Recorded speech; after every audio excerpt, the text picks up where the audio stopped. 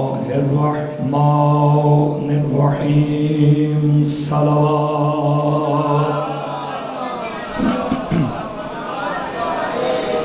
الحمد لله رب العالمين الصلاة والسلام والتحيات والإكرام على بشير النذير السراج المنير سيدنا ونبينا وشفيعنا إن شاء الله أبي القاسم محمد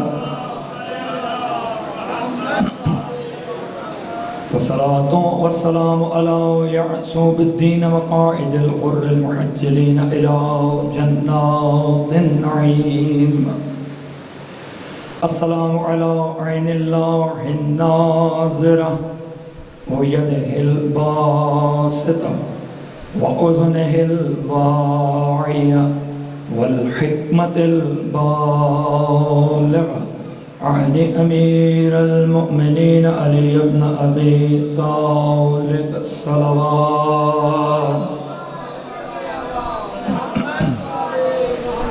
الصلاة والسلام على أهل بيته الطيبين الطاهرين المعصومين ولعنة الله على أعدائهم أجمعين أما بعد قال الرحمن في القرآن بسم الله الرحمن الرحيم إن الله يحب الذين يقاتلون في سبيله صفا كأنهم بنيان مرصوص صلوات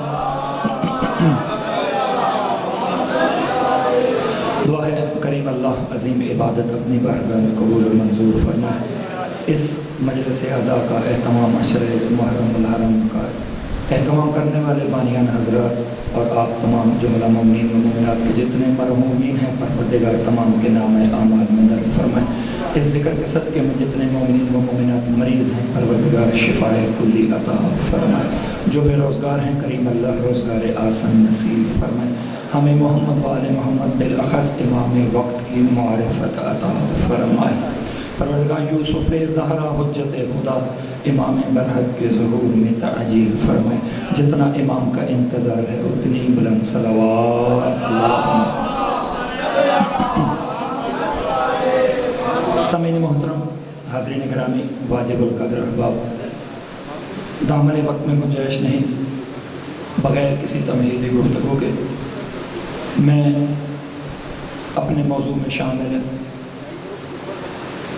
پروردگار ارشاد فرماتا ہے ان اللہ یحب الذین یقاتلون فی سبیلہ صفا کہ اللہ ان لوگوں سے محبت کرتا ہے جو اس کی راہ میں صف بستہ ہو کر جہاد کرتے ہیں. کأنہم اس حالت میں کہ بنیان مرصوص کے وہ سب سیسا پلائی دیوار بن جاتے ہیں. حسین ابن علی کا لشکر کربلا میں نہ ہوتا تو ظاہراً قرآن کی اس آیت کا ظاہر میں خارج میں کوئی مصداق موجود نہیں تھا. اس لیے کہ اس آیت میں 2 4 8 10 50 60 70 لوگوں کی بات نہیں بلکہ پورے کے پورے لشکر کی بات ہے. یعنی ایک ایسے لشکر کی بات ہے کہ جس لشکر کے ہر فرد نے دوسرے فرد کے شانے سے شانہ ملا کر کسی بھی طرح کی کمزوری دکھائے بغیر دشمن کا مقابلہ کیا. یعنی کوئی ایک فرد بھی اس میں ایسا نہیں کہ جس نے کہیں پر بھی کسی بھی موقع پر کوئی ہلکی سی کمزوری دکھائی ہو. خدا کی قسم سوائے حسین ابن علی کے لشکر کے کائنات میں کوئی ایسا لشکر نہیں کہ جس لشکر کے تمام تر افراد نے سیسا پلائی دیوار بن کر مقابلہ کیا. کوئی نہیں. ورنہ آپ انبیاء کی صفیں اٹھا کے دیکھ لیں. میں عرض کر چکا ہر نبی کے دور میں ایسا نہیں کہ تمام کے تمام لوگ مخالف تھے. نہ یقیناً لوگ بہادری کی جرت سے کام کرتے تھے جنگیں لڑتے تھے. ہمیں کسی اور تعارف کی ضرورت ہی نہیں ہے کہ امیر المومنین جیسی شخصیت رسول خدا کے ساتھ. لیکن چونکہ یہ کسی ایک یا دو فرد کی بات نہیں یہ بات پورے لشکر کی ہے. اسی لیے تو مولا امام حسین علیہ السلام خود ارشاد فرماتے ہیں اللہم صلی علی محمد و آل محمد. خود فرماتے ہیں انی لا اعلم اصحابا اوفا من اصحابی. لیکن اگر میں آپ ہم بات کر رہے ہوں تو ممکن ہے اپنی زندگی کے دائرے کے ارد گرد ہی بات ہو. 40 50 سال 60 سال 70 سال کے ارد گرد جتنا اپنا تجربہ ہے اسی کے مطابق گفتگو ہوگی. لیکن اگر حسین بات کر رہے ہیں تو حسین کی نگاہ میں روز اول سے لے کر روز آخر تک ہر چیز ہوگی.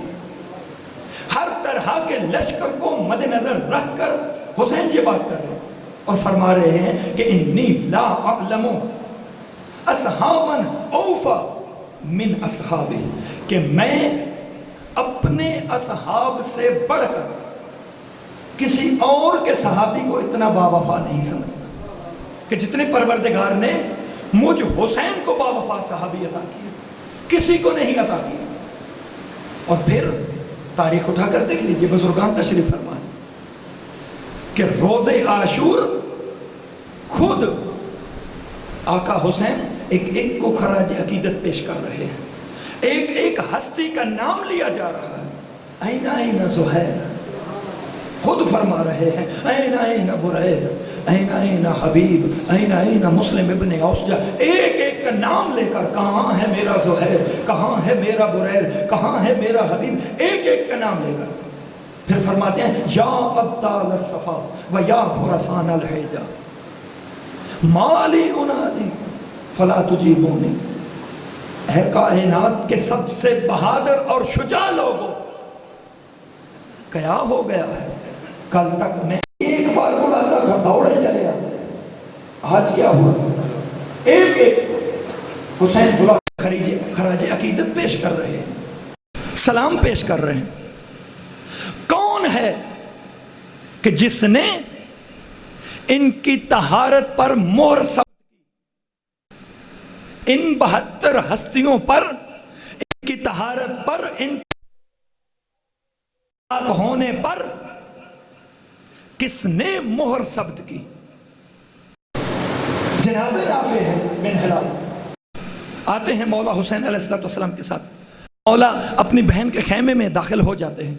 جناب نافع وہیں خیمے کے در پر کھڑے ہو جاتے ہیں. بی بی نے ایک سوال کیا مولا حسین سے، فرماتی ہیں حسین بھیا یہ جتنے لوگ آپ کے ساتھ آ گئے ہیں کیا آپ نے انہیں آزما لیا؟ کہیں ایسا تو نہیں کہ کل یہی لوگ بابا علی کے لشکر کی طرح، بھائی حسن کے لشکر کی طرح، یہ لوگ ایسا نہ ہو کہ آپ کو دھوکہ دے جائیں؟ کیا آپ نے ان کو آزما لیا؟ یہ جملہ کس نے سنا؟ نافع نے. دوڑتے ہوئے پہنچے حبیب کے پاس. کیا کہا؟ جناب حبیب سے کہا حبیب علی کی بیٹی کو ہم پر یقین نہیں، علی کی بیٹی کو ہم پر یقین نہیں. اٹھو. نیاموں کو توڑ دیا، اپنی تلواروں کو اریاں کر کے پورے کا پورا قافلہ حبیب کے ساتھ چلتے ہوئے مولا حسین کے قدموں میں پہنچے. سلام عرض کیا مولا اگر آپ کی اجازت ہو تو کیا ہم آقا زادی سے گفتگو کر سکتے ہیں؟ اجازت طلب کی. پھر بی بی سے اجازت طلب کی. بی بی اگر آپ کی اجازت ہو تو کیا ہم آپ سے گفتگو کر سکتے ہیں؟ کہا بولیے. کہا بی بی اگر آپ اجازت دیں تو ہم ابھی اپنی تلواروں سے اپنی گردنوں کو کاٹ کر آپ کے بھائی حسین کے قدموں میں رکھ دیں. ابھی بی بی نے کیا کہا؟ یہ جو ابھی میں نے نافع کا ایک جملہ عرض کیا، اس جملے کو ذہن میں رکھیے گا، پھر آپ کو اگلی بات کا لطف آئے گا، پھر احساس ہوگا کہ یہ 71 کس درجے پر فائز تھے. بزرگان کہا کرتے تھے کہ یہ 72 کی 72 ہستیاں مولا حسین کو چھوڑ کر 71 ہستیاں کشف الغطا کی منزل پر تھیں. یہ تمام کی تمام ہستیاں، کیا عظمت اور کیا مقام تھا. بی بی کے پاس پہنچے. کون تھی بی بی؟ کون ہے یہ بی بی؟ کس عظمت کی مالکہ ہے یہ بی بی؟ آغا دارستانی وہ فرماتے ہیں کہ بی بی نے جو کوفہ کے دربار میں عبیداللہ ابن زیاد کے سامنے خطبہ دیا. دوسرا جو شام کے دربار میں یزید کے سامنے خطبہ دیا. قبلہ فرماتے ہیں کہ وہ دونوں خطبے جو علی کی بیٹی نے دیے، اگر رسول خدا موجود ہوتے اور کوفہ عبیداللہ ابن زیاد اور شام میں یزید کے دربار میں اگر رسول کو خطبہ دینا پڑتا تو رسول بالکل یہی الفاظ استعمال کرتے جو علی کی بیٹی نے استعمال کیے.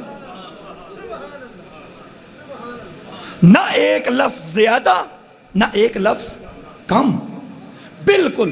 آغا دارستانی فرماتے ہیں بالکل 100% یہی لفظ استعمال کرتے کہ جو بی بی نے استعمال کیے. اور پھر وہ کوفہ کے دربار میں جب عبیداللہ ابن زیاد نے خدا لعنت کرے اس پر، جب اس نے بی بی کی توہین کرنے کا ارادہ کیا، اہانت کرنے کا ارادہ کیا، مغرور لہجے میں بی بی سے کلام کی، اور کیا جملہ کہا؟ اے علی کی بیٹی، تو نے کربلا میں اپنے رب کو کیسا پایا؟ کیسا پایا؟ کربلا میں اپنے رب کو کیسا پایا؟ اس کے ذوم میں یہ تھا کہ بی بی چونکہ خاتون ہے، عورت ہے، کمزور ہوتی ہے، گریہ کرے گی، آہو بکا کرے گی، تو نے ہمارے مردوں کو مار دیا، تو نے ہمارے بچوں کو مار دیا، تو نے ہماری چادریں چھین لی. یہ سوچ رہا تھا سب کہ یہ بی بی گریہ کرنے لگ پڑیں گی. تنزیہ لہجے میں بلند آواز کو بی بی سے کہا کہ اے علی کی بیٹی، تو نے کربلا میں اپنے رب کو کیسا پایا؟ تو بی بی نے کیا جملہ کہا؟ ما رأیت الا جمیلا، میں نے کربلا میں اپنے رب کو سوائے خوبصورتی کے کچھ بھی نہیں پایا، کچھ بھی نہیں سوائے خوبصورتی کے. کربلا میں میں نے اپنے پروردگار کو کچھ بھی نہیں دیکھا.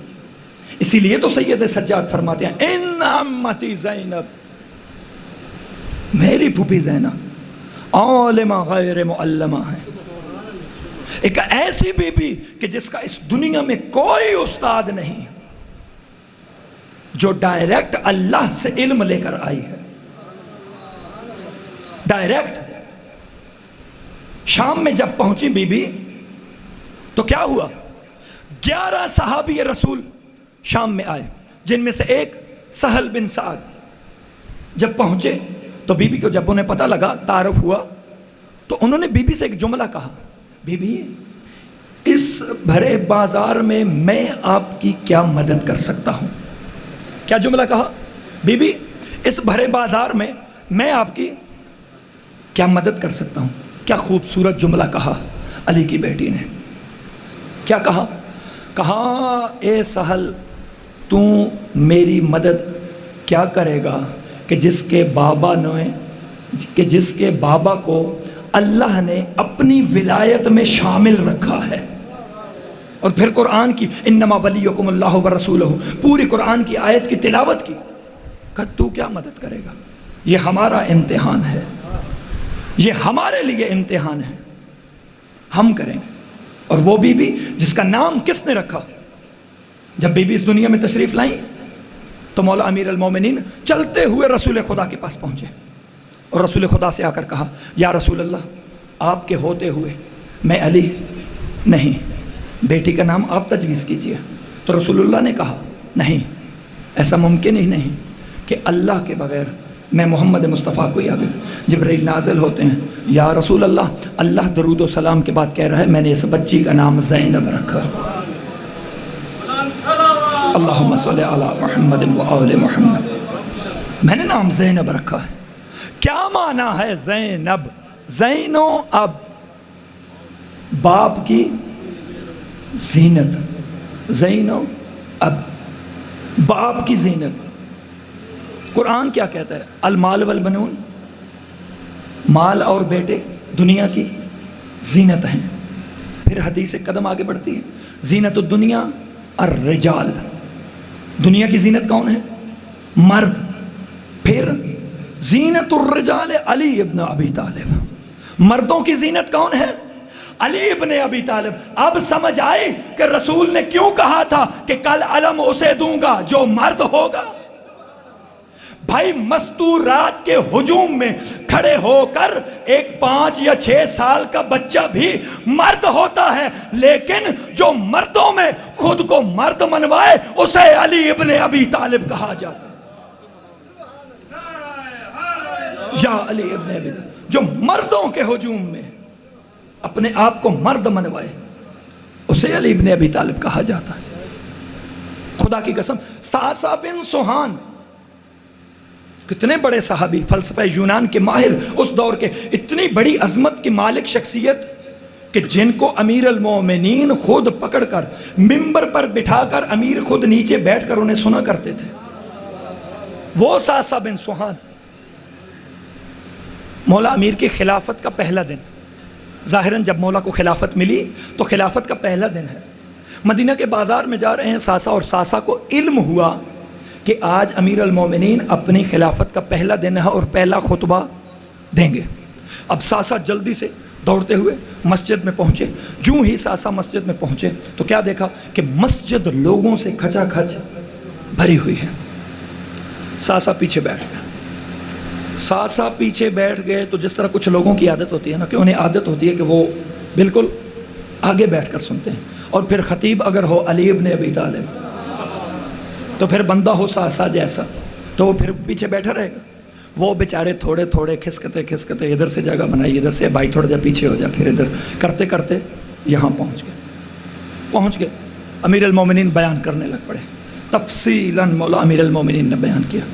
بیان کرتے کرتے جب ایک مقام پر پہنچے کہ اس پروردگار کا شکر ہے کہ جس نے مجھے کعبہ میں بھیجا، یہ میرے لیے شرف کی بات ہے، یہ جملہ کہا، ساسا کھڑے ہو گئے۔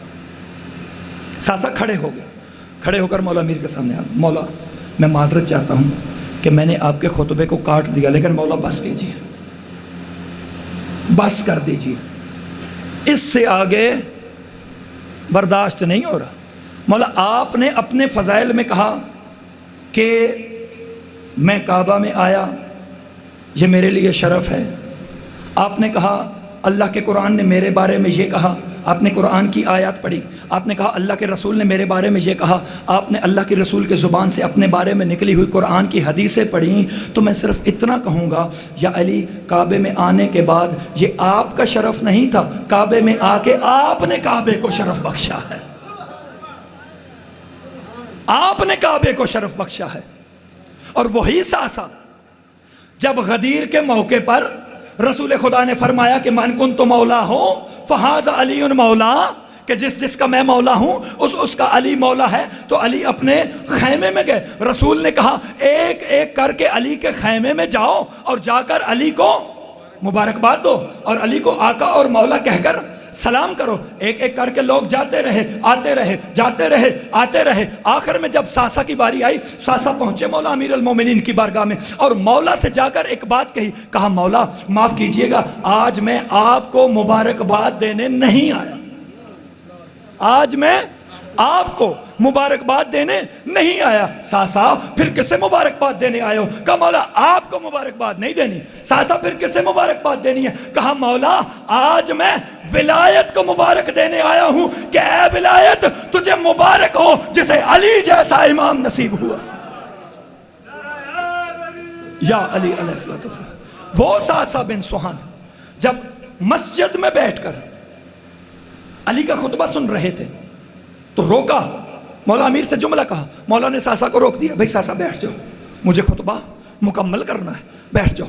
خطبہ مکمل کیا۔ خطبہ مکمل کرنے کے بعد نماز ادا ہوئی۔ نماز ادا کرنے کے بعد جب مولا امیر المومنین مسجد سے نکلے، پیچھے پیچھے خرامہ خرامہ چلتے ہوئے ساسا مولا کے ساتھ ساتھ، تو مولا نے قریب بلا کر، ہاں بھئی ساسا اب بتاؤ مسجد میں کیا کہہ رہے تھے؟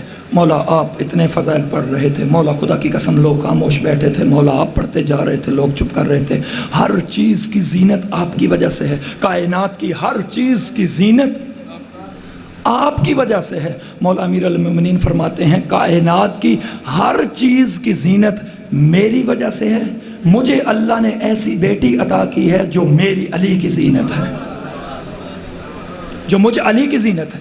قرآن کیا کہتا ہے؟ المال والبنون، بیٹے دنیا کی زینت ہیں۔ علی کے بیٹے کون تھے؟ کون تھے علی کے بیٹے؟ کائنات میں کیا حسن و حسین سے بڑھ کر بھی کسی کے بیٹے ہو سکتے ہیں؟ کیا ان شہزادوں سے بڑھ کر بھی کسی کے بیٹے ہو سکتے ہیں؟ نہیں ہو سکتے، ممکن ہی نہیں۔ لیکن حسن و حسین کے ہوتے ہوئے جو علی کی زینت بنے اسے زینب کبریٰ کہا جاتا ہے۔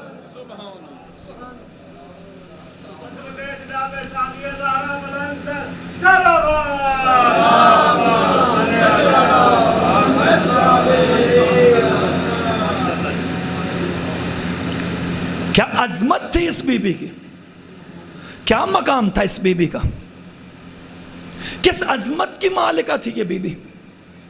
وہ حسین، رسول خدا نے جب جناب خدیجہ کی اس دنیا سے رحلت ہوتی ہے تو کچھ خواتین رسول کی خدمت میں پیش ہوئیں، کہا یا رسول اللہ ہم حضرت خدیجہ کو زمانہ درک نہیں کر پائیں، ہم نے جناب خدیجہ کو نہیں دیکھا، لیکن ہم نے اپنی اطراف کی بزرگ عورتوں سے سنا ہے کہ جناب خدیجہ نے دین کی بڑی خدمت کی، دین کی بڑی خدمت کی، ہم کس طرح سے جناب خدیجہ کا حق ادا کر سکتے ہیں، کس طرح سے؟ رسول نے کہا ابھی رک جاؤ، ایک وقت آئے گا میں آپ کو بتاؤں گا کہ آپ کس طرح سے خدیجہ کا حق ادا کر سکتے ہیں۔ پھر وہ دن آیا جب سیدہ زینب اس دنیا میں تشریف لائیں، اللہ کے رسول نے انہی خواتین کو بلا کے فرمایا ہاذہ، یہ ہے مسیلۃ الخدیجہ، یہ خدیجہ کی مسیل ہے، جو اس کا حق ادا کرے گا وہ خدیجہ کا حق ادا کرے گا۔ وہ زینب کبریٰ، زینب ابو تراب کی زینت کا نام ہے، زینب امانتوں کی امانت کا نام ہے، زینب علی کے خون کی طہارت کا نام ہے، زینب حسینیت کی ضرورت کا نام ہے، مانا وجود شاہ میں پوری ہے کربلا، زینب اگر نہ ہو تو ادھوری ہے کربلا۔ بے شک حسین کے وجود میں کربلا مکمل ہے، لیکن زینب اگر نہ ہو تو ادھوری ہے کربلا۔ وہ حسین کے جس نے اپنی 57 سالہ زندگی میں کبھی کسی سے التماس دعا نہیں کہا کہ میرے حق میں دعا کیجئے، 57 سالہ زندگی میں مولا حسین نے کبھی یہ نہیں کہا کہ میرے حق میں دعا کیجئے گا۔ وہی حسین شام غریباں اسی زینب کو کہہ رہے ہیں، اخت زینب مجھے اپنی نماز شب میں نہ بھولنا۔ کس عظمت کی مالکہ ہے یہ بی بی۔ اب اس جملے کو سمجھیے گا، اگر وہ جملہ ذہن میں ہے کہ نافع حبیب کو لے کر علی کی بیٹی کے خیمے کے دروازے پر ہے، اب سمجھیے اس جملے کو۔ جب کہا نا بی بی آپ حکم کیجئے، اب بی بی کے تمام فضائل کو اپنے ذہنوں میں رکھیے گا۔ اب جب یہ لوگ پہنچے اور آ کر بی بی سے کہا علی کی بیٹی آپ حکم کیجئے، ہم اپنے سروں کو اپنی تلواروں سے جدا کر کے آپ کے بھائی کے قدموں میں رکھ دیں گے۔ تو بی بی نے کیا کہا؟ ایھا الطیبون ہاموا عن بنات رسول اللہ، اے طیب و طاہر لوگوں، علی کی بیٹیوں کے پردوں کی محافظت تمہارے ذمے ہے۔ بی بی نے کیا جملہ کہا؟ طیبون، اے طیب و طاہر لوگوں، ان کی طہارت پر کون مہر لگا رہا ہے؟ علی کی بیٹی مہر لگا رہی۔ بس میں بہت زیادہ لمبا نہ ہو جاؤں، بات آگے نہ نکل جائے، ایک جملہ اور مزید اس کے بعد چند جملے مصیبت کے اور آپ کی زحمت تمام۔ جب روز عاشور دیکھیے گا کہ جن کی عظمت پر مہریں بی بی لگاتی ہیں، علی کی بیٹی لگاتی ہیں، ان کے مقام و مرتبہ کیا ہوتا ہے۔ روز عاشور عبداللہ بن عمیر کلبی، صبح سب سے پہلا اس طرف سے حملہ ہوا، صبح عاشور کے روز پہلا حملہ ہوا، یک بارگی میں تیر برسائے گئے۔ پہلا تیر عمر سعد نے چلاتے ہوئے اپنی فوج سے ایک جملہ کہا، گواہ رہنا کہ پہلا تیر میں چلا رہا ہوں حسین کی طرف، گواہ رہنا۔ اس کے بعد حملہ ہوا، کوئی مولا حسین علیہ السلام کے لشکر کو کسی قسم کا کوئی نقصان نہیں ہوا۔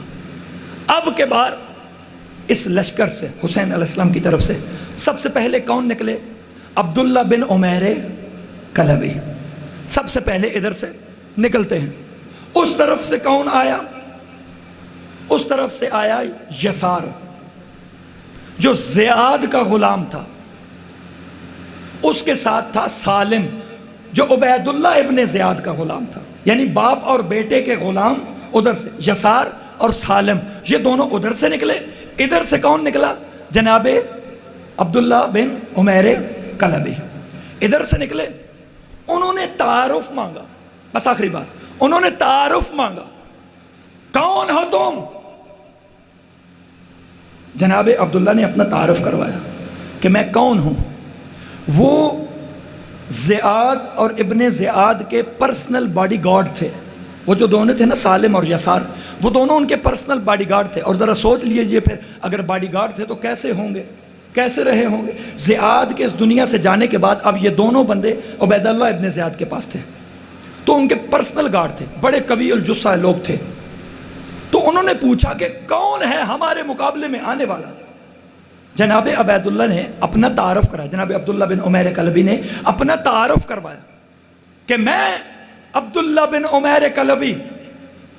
تو کہا جاؤ، ہم تمہیں نہیں جانتے، کسی اور کو ہمارے مقابلے میں بھیجو۔ تو ایک جملہ کہا جناب عبداللہ بن عمیر کلبی نے، کہا تم کیا جانو کہ میں کون ہوں؟ میں وہ ہوں کہ جس کی طہارت کی گواہی علی کی بیٹی دیتی ہے۔ اور پھر ایسا مقابلہ کیا کہ دونوں کو لفظ غلط کی طرح مٹا دیا اور پھر واپس پلٹ گئے۔ ہاں عزیزوں، انشاءاللہ کل بات کو یہیں سے آگے شروع کیا جائے گا۔ تاریخ گواہ ہے امیر المومنین علیہ السلام کی زندگی۔ یا اللہ،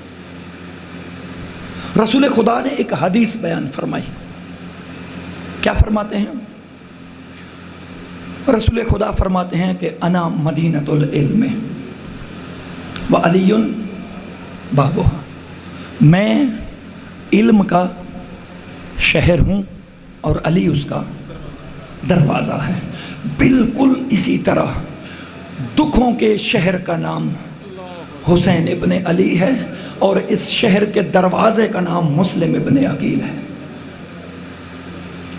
اس شہر کے دروازے کا نام مسلم ابن عقیل ہے۔ جب پہنچے نا کوفہ میں، بعض روایت کے مطابق جناب مختار اور بعض روایت کے مطابق جناب ہانی کے گھر میں قیام کیا، تفصیل کا وقت نہیں۔ لوگوں نے بیعت کرنا شروع کر دی۔ سعید حنفی کے نام کے ذریعے جناب مسلم نے خط لکھا مولا حسین کو۔ کیا لکھا؟ مولا، کوفہ کے لوگ بڑی تیزی سے میرے ہاتھ پر بیعت کر رہے ہیں، مولا آپ علی کی بیٹیوں کو لے کر کوفہ آ جائیے۔ یہ خط چلا گیا، ادھر گورنر تبدیل ہوتا ہے، بشیر کو ہٹا دیا جاتا ہے، نعمان بن بشیر کو ہٹا دیا جاتا ہے، عبید اللہ ابن زیاد کو دوبارہ گورنر لگا دیا جاتا ہے۔ ڈرایا دھمکایا لوگوں کو، لوگ کوفہ کے اپنی بیعت سے ہٹنے لگ پڑے۔ بزرگ عالم دین کا جملہ ہے، میں نے خود روایت میں تعداد نہیں پڑھی، وہ فرماتے ہیں کہ جب 9 ذی الحج کی رات تھی، عشاء کی نماز تھی، 7 ذی الحج کی، 7 ذی الحج کی عشاء کی نماز میں مسلم کے پیچھے 30 لوگ نماز پڑھنے والے تھے۔ جب عشاء کی نماز ختم ہوئی تو ایک مرتبہ دائیں دیکھا، ایک مرتبہ بائیں دیکھا، تنہا رہ گیا علی کا شیر۔ نکلے کوفہ کی گلیوں میں، لوگوں نے دروازوں کو بند کر دیا۔ اس اثنا میں گلیوں میں چلتے چلتے ایک دروازہ کھلا ملا۔ کون سا دروازہ تھا؟ طوا کا دروازہ تھا۔ پہنچے، اس بی بی سے ایک جملہ کہا، اے بی بی، کیا میرے لیے ایک جام پانی مہیا ہو سکتا ہے؟ کہا ہاں ہو سکتا ہے۔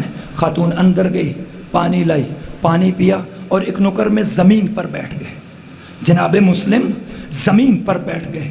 توا جو اپنے بیٹے کے انتظار میں تھی، کبھی گلی کے دائیں دیکھتی، کبھی بائیں دیکھتی، کبھی دائیں دیکھتی، کبھی بائیں دیکھتی۔ ایک مرتبہ اس نے جناب مسلم سے کہا، اے بندہ خدا، کوفہ کے حالات اچھے نہیں ہیں، اپنے گھر کو لوٹ جا۔ یہ جملہ کہا، جناب مسلم نے کوئی جواب نہ دیا، سر جھکائے بیٹھے رہے۔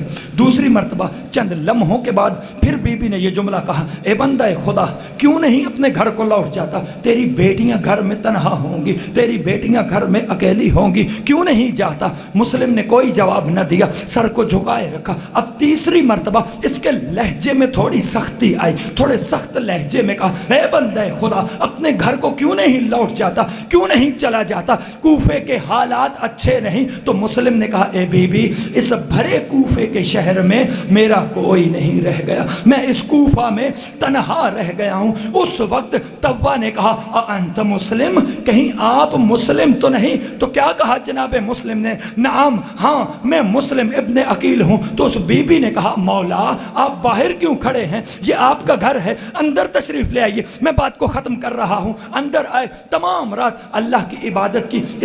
اس خاتون کا ایک بیٹا تھا جس نے جا کر مخبری کی، خبر ملی صبح ہونے سے پہلے جناب مسلم نے کوفے کی گلیوں میں گھوڑوں کے ٹاپوں کی آوازوں کو محسوس کیا، تلواروں کی آوازوں کو محسوس کیا۔ اب مسلم اٹھے، اپنی زرہ پہن رہے تھے، اپنی تلوار کو درست کر رہے تھے، لیکن ساتھ ساتھ مسلم کی آنکھوں سے آنسو جاری تھے، ادھر سے رو رہے تھے، ادھر سے زرہ پہن رہے تھے، ساتھ ساتھ گریہ کر رہے تھے۔ خاتون نے آ کر کہا، آپ تو بنو ہاشم ہیں، آپ کی بہادری تو پوری کائنات میں مشہور ہے، آپ گریہ کیوں کر رہے ہیں؟ ایک بات یہ کہی کہ آپ گریہ کیوں کر رہے ہیں، دوسرا جملہ یہ کہا، مولا یہ گھر آپ کے لیے محفوظ جگہ ہے، آپ اس گھر کے اندر رہ کر جنگ کیجئے تاکہ کوئی بھی آپ کو نقصان نہ پہنچا سکے۔ تو مولا نے جو جواب دیا، بس میں مسائل ختم کرنے لگا ہوں، تو جناب مسلم نے کیا جواب دیا؟ کہا، اے خاتون، میرا رونا اس وجہ سے نہیں کہ میں دشمن کی فوج سے ڈر گیا ہوں، میں رو اس لیے رہا ہوں کہ یہ لوگ ہمارے مخالف ہو گئے، اور میں مولا کو لکھ چکا ہوں کہ مولا زینب و کلثوم کو لے کر کوفہ آ جاؤ، یہ کوفہ اس قابل نہیں کہ یہاں علی کی بیٹیاں آ سکیں، اور میں تمہارے گھر میں رہ کر جنگ نہیں کر سکتا، اس لیے کہ اگر میں تمہارے گھر میں جنگ کروں تو یہ لوگ تیرے گھر کی بے حرمتی کریں گے، یہ اس گھر میں داخل ہو جائیں گے، یہ تیرے گھر پر آگ کو برسائیں گے، میں برداشت نہیں کر سکتا۔ میں کہوں گا جناب مسلم، آج آپ اس خاتون کا جلتا ہوا گھر برداشت نہیں کر سکتے۔ اللہ جانے شام غریبہ میں وہ سید سجاد نے اپنی آنکھوں کے سامنے جلتے ہوئے خیمے، وہ پھپھیوں کے سروں سے نیزوں کے ذریعے اترتی ہوئی رداؤں کو کیسے برداشت۔ بس یعلم الذین ظلموا ای منقلب ینقلب